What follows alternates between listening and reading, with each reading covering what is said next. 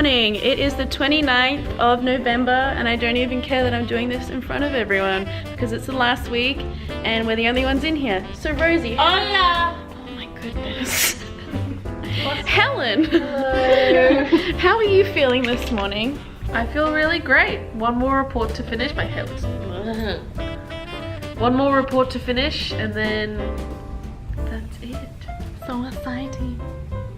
Rosie, let's try this again. Rosie, what are you doing today? What are your goals? To clean up all my loose ends, to try and shred all my confidential pieces of paper with names on it, proofreading progress notes, and all the general really fun administration, that stuff. Sounds so fun. See you later. Yeah. Cassie. Just in the middle of watching a really interesting YouTube channel. Oh my god, do some work on It's it. called, not sure if you've heard of it before, Endless Education. That's stupid. We hit 40 subscribers. Definitely subscribe and like all the videos. Yeah, literally go through all of them and The one thing that I'm disappointed is that you don't have a fun jingle.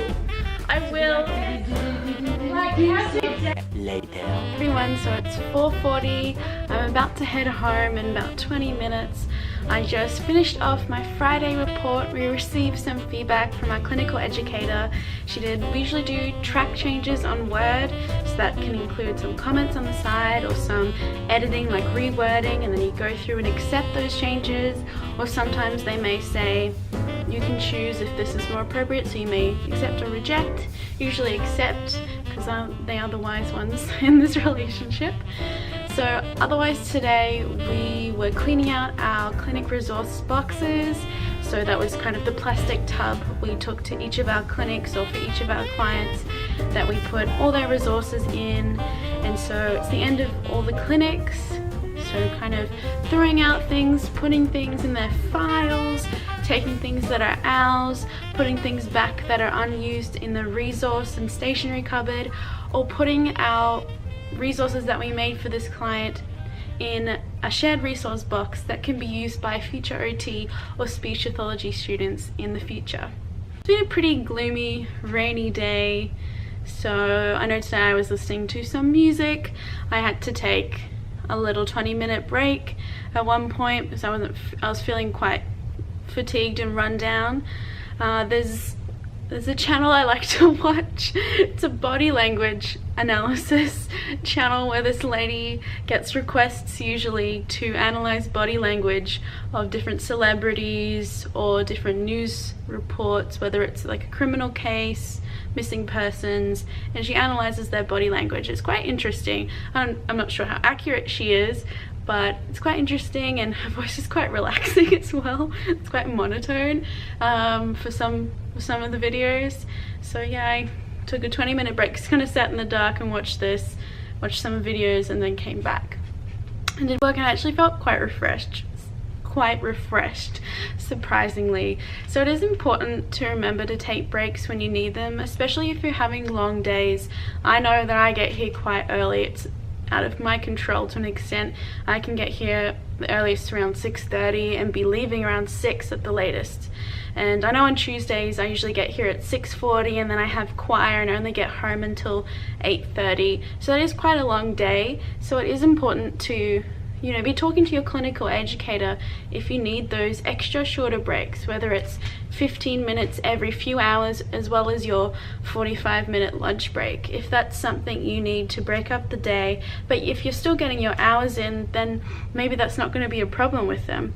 I know for Rosie, she does like to stay here later, or she has in the past stayed here later till about 6, because this is where she gets her work done the best.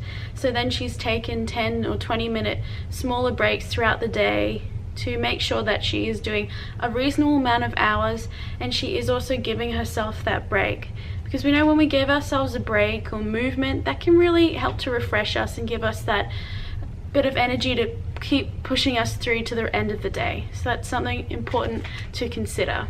So I also showed the girls the thank you videos for each of our clinical educators. So there's 4 in total, 2 clinical educators for the different teams, Team B, Team A.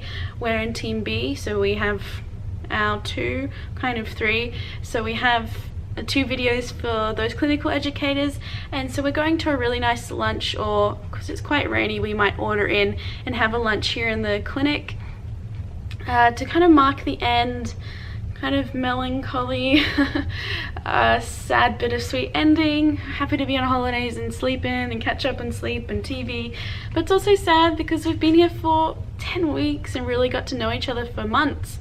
So it will be sad to say goodbye to the routine and obviously to the people. So we'll be having that lunch tomorrow. We'll be doing our Secret Santa amongst the students we've done, obviously giving our thank you gifts to our clinical educators, as well as showing them the thank you videos. So here's hoping that they like their videos. Alright, I'll catch you later. I'll see you tomorrow. Don't forget to subscribe, hit that like button, comment down below any questions you have for OT students, and I'll see if I can get them answered. Bye!